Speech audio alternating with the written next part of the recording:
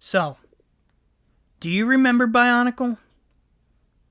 If you're like me, you fondly remember going to the store and getting super excited to see new little plastic canisters on the shelves. And if you're still into Bionicle, like I am, I'm sure you've had the dream once or twice. For anyone that doesn't remember or just doesn't know, let me give you a kind of brief history lesson. Back in the early 2000s, Lego, which I'm sure you know of Lego, came up with the line Bionicle. Bionicle used Technic pieces to create humanoid looking robots that were sort of not also. They had a range of designs, let's just say that. But the humanoid ones were known as Toa, and there were 6 of them. Each had specific colors that signified their elemental power: red for fire, blue for water, green for air, white for ice, black for earth, and brown for stone. We'll get into this more later. But not only did they release those 6 sets, they also released a whole slew of side characters and different masks to use with the Toa.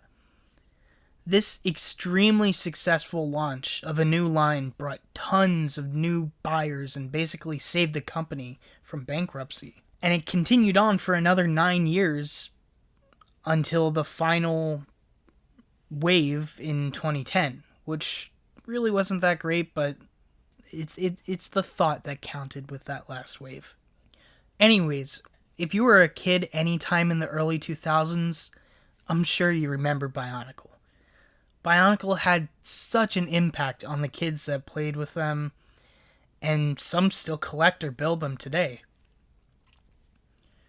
Bionicle had such an impact on me and many others because of not only the great toys, but because the story that didn't treat kids like they were just dumb idiots. You could tell that there was love and thought put into pretty much every single detail in the story. Oh yeah, that's something I forgot to mention. Bionicle had an actual story. They weren't just sets to be released to bring in loads of money. They kind of did, but they actually cared about like the lessons and morals that Bionicle could teach kids. And hey, if you were one of the cool kids that didn't want to visit the website to learn more, that's cool too. They were great toys, but with this story, there were somehow 4 movies that were spawned from this toy line. Now, looking back, it's incredible to me that LEGO created such an insanely deep lore for Bionicle. But to have 4 movies and a planned 5th movie that didn't get made, that's kind of insane. And that brings me to the main point of this video. The movies.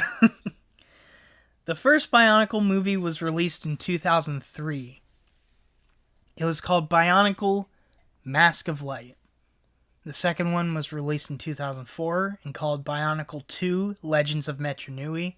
The third one was released in 2005 and called Bionicle 3 Web of Shadows. And then the final movie was released in 2009 and called Bionicle The Legend Reborn. Now clearly there was a pretty significant time gap in there. I'm not exactly sure why they didn't continue making the movies, maybe because they weren't very profitable, but they just stopped for a while after Web of Shadows. But the storyline didn't stop, and the toy line definitely didn't stop, at least until 2010.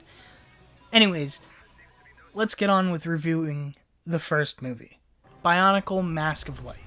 Bionicle the Mask of Light isn't really that bad. Now, sure, the animation is pretty weird and the voice acting is terrible. Takua! Takua. But as a movie, it's not bad. Just looking at this movie objectively, as Alex from I Hate Everything pointed out, it's basically Lord of the Rings. Little people taking an object to a place while being chased by deadly creatures that want the object for their leader. Essentially, Lord of the Rings. However, if you want to watch this movie as a Bionicle fan, with all the prior knowledge that was out there at the time, it's actually pretty great. Now, obviously, that doesn't fix the technical flaws, but the little cute moments that build on what was established in the comics and the Matanui online game, it's pretty cool. For instance, when our main characters Jala and meet Toa Kopaka, we see a bunch of frozen solid Borak. And it seems pretty random to people that aren't familiar with Bionicle. But, I mean, let's be honest. If you're watching this movie at all right now, it's because you're familiar with Bionicle. But this movie really just doesn't have anything that terrible about it, except for the very obvious foreshadowing in the beginning. And the dialogue is weird, as well as the very weirdly edited moments. And of course, let's not forget, Takua! objectively, it's about a 5 out of 10. But for me, because of how much the people that made this movie seem to care, and because it's pretty cute, I'm gonna give it a 7. Now that may seem high, but compared to what we're about to get into, this movie is a masterpiece. So with that being said, let's talk about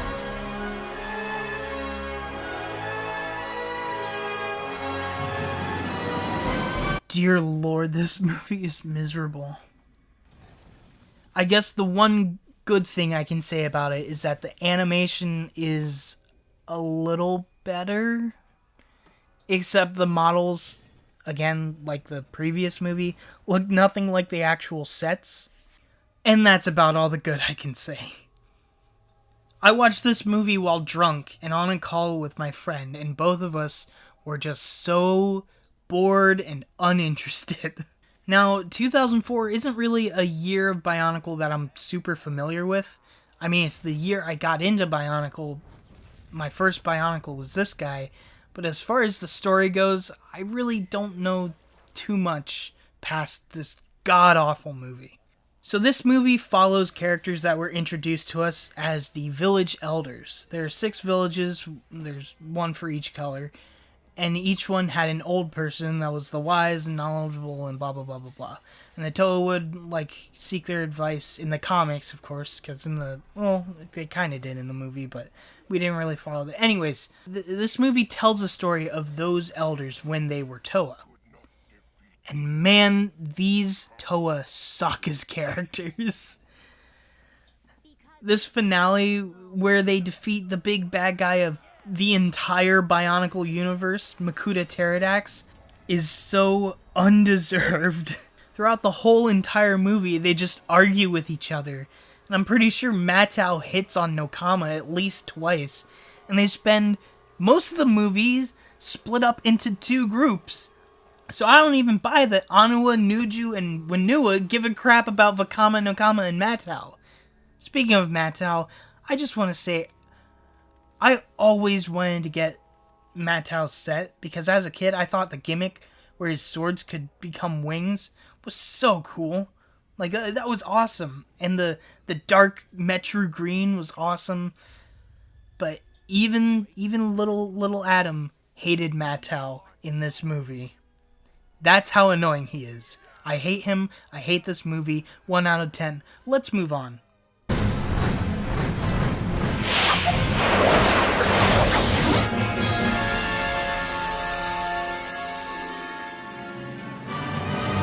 This one is better. Not by much, but it's better. Then again, that's not really a high bar. I'll get the positives out of the way first, because there aren't that many. Rudaka's hot. Anyway, basically, this movie picks up right after the first one ends. Around 5 minutes before the last one ends. I guess they couldn't get all the Matoran out of Metru Nui in the first movies, so they had to go back. But this time, there's spiders and a simp that's a king, and an e-girl that's engaged to the simp. But she's actually working for Makuta, who, by the way, in the last movie, was frozen in Toacum, and the e-girl is just using the simp for his army of spiders. Anyway, the Toa get poisoned and become half Toa, half Rahi, which is the Bionicle universe version of Animal, which I used to think the designs were cool until I actually got the sets, and I still think the designs are cool, but they're kind of poopy sets. Anyways, then Vakama gets all emo because Matao's being annoying. I don't blame you, Vakama. I would leave Matao too.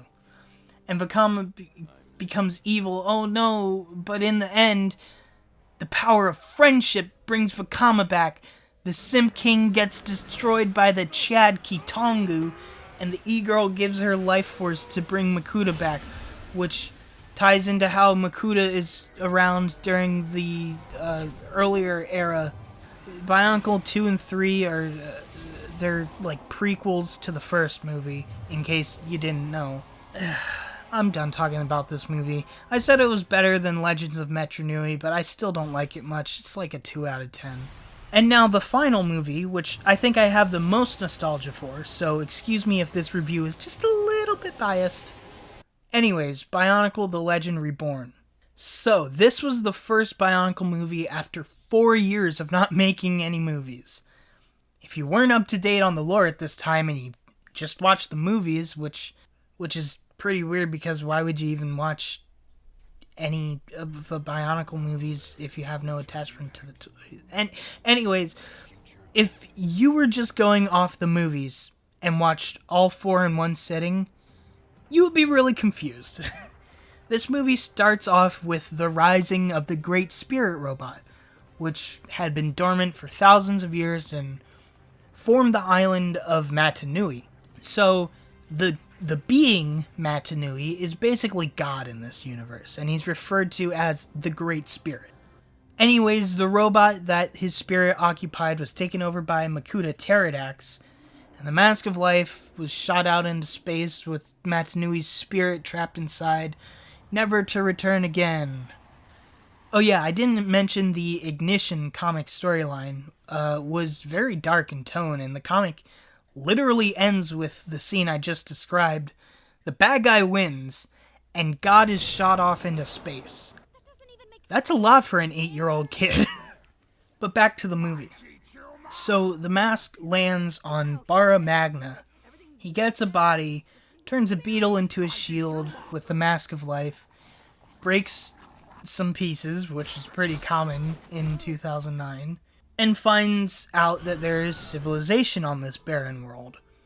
After that, he meets some friends, goes on a ride through the desert, does this, meets another friend, gives all his friends hacks, discovers some ancient stuff, gets betrayed, fights some bad guys, and then the movie ends on a cliffhanger, where they put together a giant robot arm. As you might have been able to tell, there's a lot that happens in this movie. There's so much from both this movie and the comics that have to do with Matanui's origins that it's pretty cool.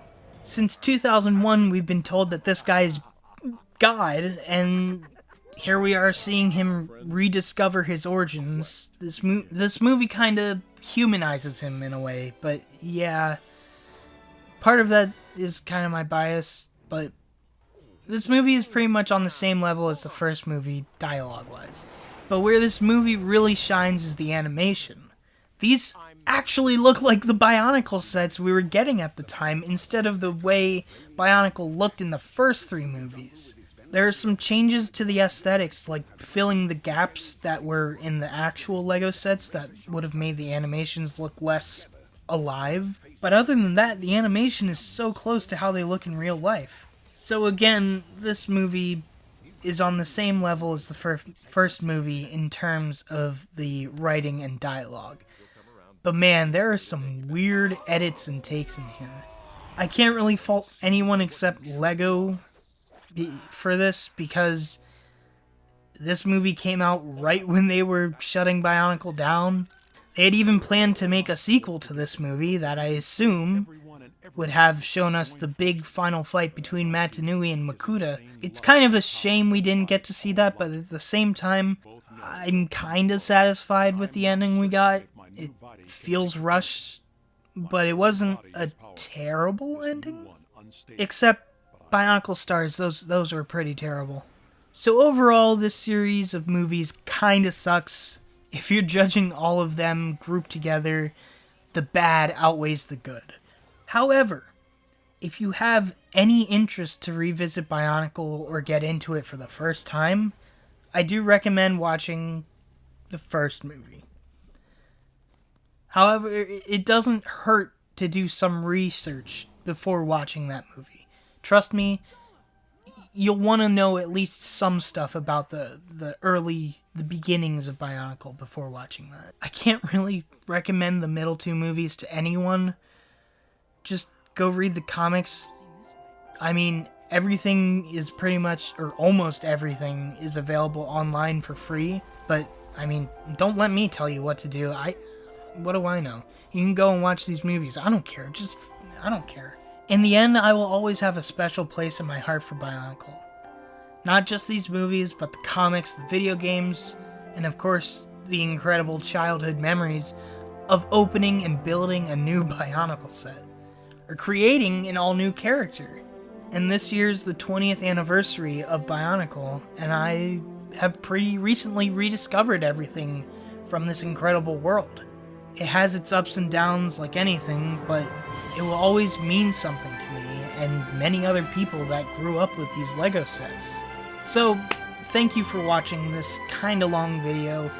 If you made it to here, maybe consider subscribing and following any of the links down below, including my Patreon, which thank you to my patron, Keelan, and thank you to all of you for watching.